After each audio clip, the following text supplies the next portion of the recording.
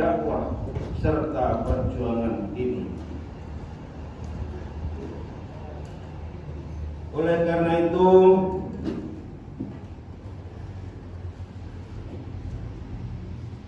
kaum muslimin rahimakumullah, regenerasi, kaderisasi sangat penting.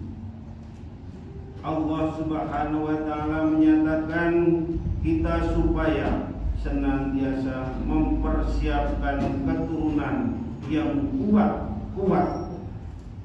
Pertama adalah kuat iman, kuat fisik, kuat ekonomi, kuat ilmu dan jihad berjuangnya. Allah memerintahkan kita jangan sampai kita mati meninggalkan anak cucu yang lemah. Allah berfirman dalam Al-Quran surat An-Nisa ayat 9, wal yakhshal ladina law tarakuna min khalfihim dhurriyyati dha'afan khawfu alaihim fala yattaqullahu wa la yaqulu qawlan sadida.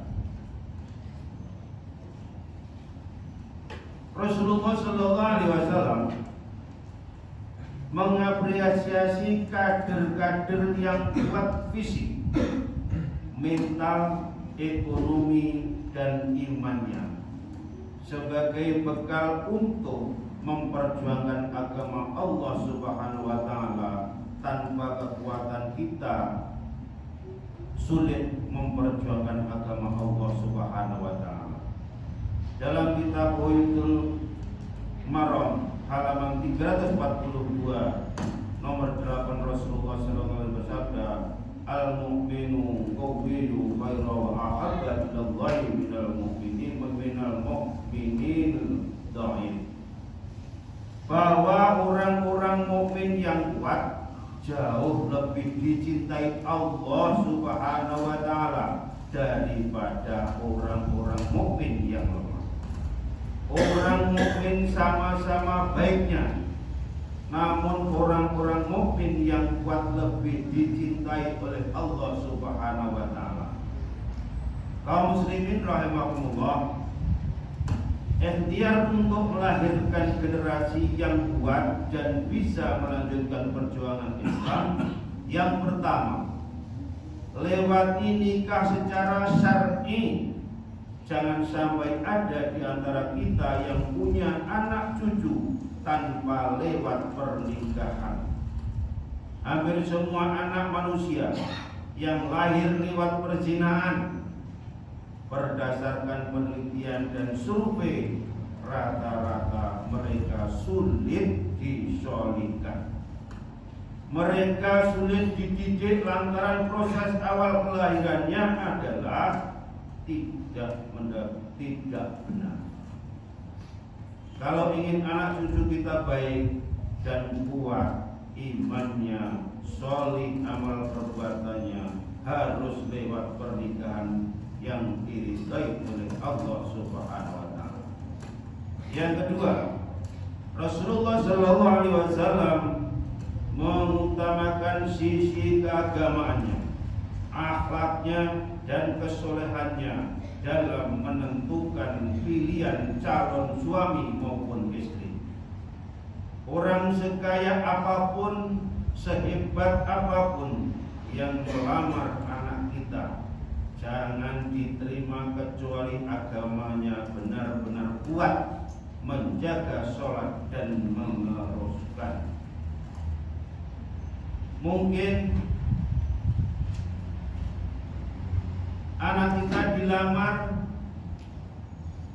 orang yang biasa-biasa saja, tapi tidak terlalu kaya, tapi ngalim dan imannya luar biasa. Itulah yang layak dipilih untuk menjadi calon menantu kita dan akan melahirkan kader-kader yang melanjutkan perjuangan ini. Kaum muslimin rahimakumullah. Nabi mengingatkan, jangan sampai kita menolak pinangan orang yang agamanya baik dan akhlaknya juga baik. Idza qadaba ilaikum man taraduna dinuhu wa khalaqahu fajahujuhu illa ta'allamu takun lakum fihi fi fitnati fil ardi wa qasyada kabir. Jika ada anak-anak laki-laki datang kepadamu meminang putrimu, sekiranya anak laki-laki itu agamanya bagus, akhlaknya bagus, diterima saja, nikahkan dengan putrimu. Jika tidak, justru karena materi, keduniaan dan memilih calon lain yang lebih kaya tapi tidak sholat, maka akan terjadi kerusakan di muka bumi ini. Kaum muslimin rahimakumullah. Terakhir, luqmatul halal, upayakan supaya anak cucu kita baik-baik, kuat imannya sebagai modal bekal perjuangan, bekerja yang baik, mencari rezeki dengan cara yang halal. Jangan makan kecuali makanan yang halal, jangan minum kecuali minuman yang halal. Kalau anak istri kita senantiasa kita beri makanan yang halal dan berkah, insya Allah telah akan menjadi kuat imannya, kuat Islamnya, dan ilmunya menjadi manfaat serta berkah. Inilah kaum muslimin rahimakumullah, tanggung jawab kita sebelum kita mati. Pastikan anak-anak cucu kita sholat, mengaji, dan mau mengurusi masjid. Kalau itu bisa kita lakukan, maka berbahagialah kita. Mati, agama tidak ikut mati, madrasah juga tidak ikut mati, dakwah tidak ikut mati, pesantren tetap berlangsung. Dengan begitu kita sudah memperjuangkan, menghidupkan agama Allah Subhanahu wa taala. Bismillahirrahmanirrahim. Wa asrina insana fi khusri ila alladziina amanu wa 'amilus solihati wa tawassaw bil haqqi wa tawassaw